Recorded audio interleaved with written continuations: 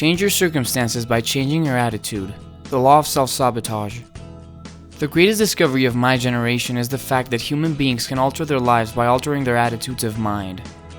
Most of us went through painful experiences as children. Maybe your parents didn't provide you with enough love. Maybe they were violent at times. Some might have gone through something a lot worse. Most of us ignore these experiences as if they never happened. We might repress them or tell ourselves we're over them, but the truth is that those traumatic experiences and painful memories still haunt our lives. Maybe they're to blame for our insecurities and for our low self-esteem. We oftentimes think of addicts as weak, but don't jump to conclusions so quickly. You don't know what these people went through, nor what trauma they're trying to run away from. Trauma, by definition, is unbearable and intolerable, and if we can't find a way to process it, we will find a way to numb the pain that it brings to our lives. It may be the reason why we're addicted to our smartphones, Netflix, and video games, or in some extreme cases, drugs and alcohol. It's the reason why we assume a negative and fearful attitude toward life. Your mind may be holding you prisoner. If you've carried trauma your entire life, it's hard to imagine your life without it, but you can set yourself free. It starts by changing your attitude. You want to become a more positive person. Forgive yourself for your mistakes. Become more lighthearted and stop judging people. Stop reacting to the bad things that will inevitably happen and try to become more understanding. Take nothing personal. In the end, the people who try to hurt you are in pain. Practice generosity. Generosity attracts people. Never assume that people see the world the same way you do.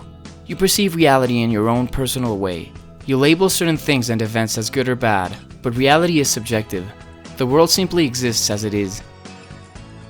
Every day is a new experience, but different people will experience it in different ways. Two people can spend an entire day together, experiencing the same things, but if one has a more depressive attitude, he will unconsciously focus on things that trigger feelings of depression. If the other person is more joyous, he will focus on things that make him feel happy. Your attitude is the lens through which you see the world. Not to say that depressive people can't ever feel joy, but these emotions are certainly more rare to them. That is, if you're a depressive person, blame your attitude. If you're generally a joyous person, thank your attitude. A lot of what happens to you is determined by it. It has a self-fulfilling dynamic. To change it, you must become aware of your own type of attitude and how it's affecting you. The constricted attitude. People of negative attitudes are constantly depressed. They find it hard to forgive themselves for their mistakes. They're judgmental. They get defensive whenever someone challenges their beliefs. They're terrified by new experiences, so they usually stick to a certain routine to avoid uncertainty. People don't like to spend time with them because they don't feel free to let loose and be themselves. They feel as if they're always being judged. If you're a negative person and you seem to alienate people, don't hate yourself. Take note of what you've been doing and change your ways. Train yourself to become more loving and positive. Your attitude determines how people treat you.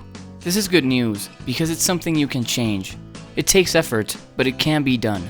As a more positive person, you will be happier and you will attract more of what you want.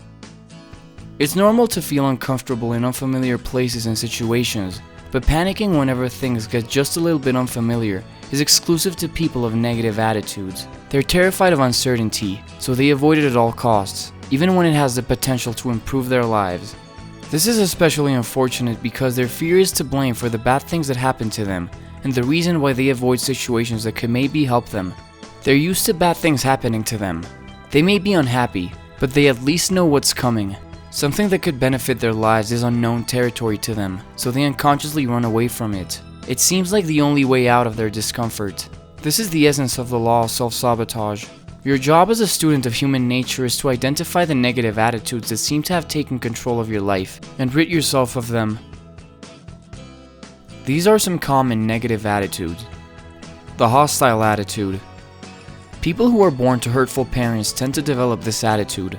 Because their parents caused them so much pain by punishing or by physically hurting them, they learned that the world is their enemy, just like their parents were, and they have to fight against it.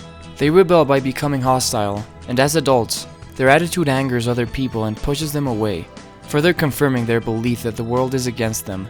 If you think that the world is against you, give this a try. Try to see the best in people, and do your best to make them feel good. Don't do this hoping to get anything in return. Just do it for the sake of doing it. In the end, making people feel good feels good. That's the reward you should be looking for. You'll see how nice people can be, and this will open your eyes. People are not really against you. They avoid you because you hurt them. The anxious attitude. These people live with fear.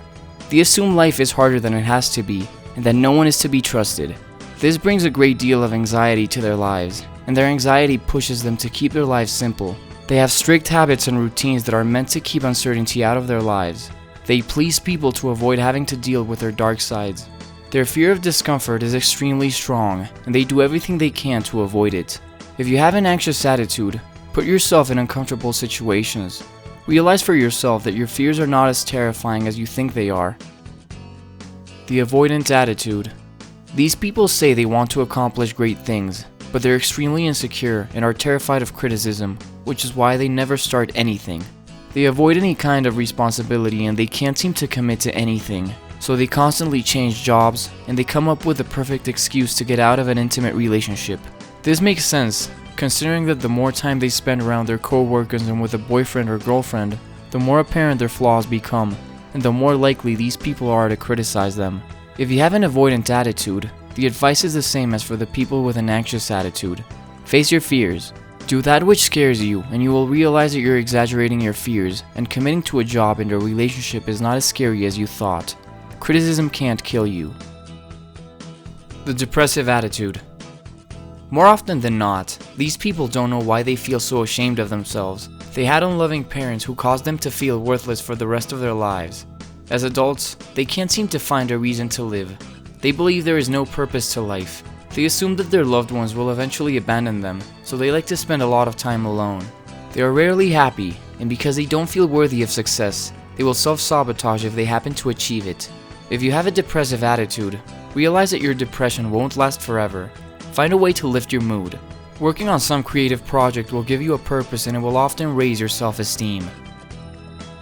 The expansive attitude. So many people struggle with social anxiety, depression, laziness, eating disorders, and even addiction.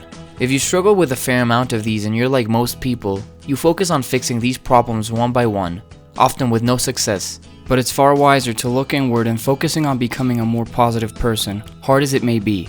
More often than not, your negative attitude is the root cause of your problems. If you solve this, many of your other problems will disappear. You will feel more confident, you will become more creative and productive, more social, and you will be able to better handle stress. Think of yourself as an explorer. Be open to new experiences and ideas, and be willing to dispose of the beliefs that are holding you back. Challenge yourself. Be open to adversity instead of running away from it. Do things that scare you and realize for yourself that you can overcome your fears and overcome obstacles. Stop taking things personally. Criticism often says more about the person doing it than of the one receiving it. Learn from it, but don't let it hold you back. Changing who you are is hard. If you've had a negative attitude your entire life, becoming positive will be very difficult, but it can be done. And if you're willing to put in the effort, it will be worth it. Thank you so much for watching. If you liked this video, please leave a like and subscribe for more.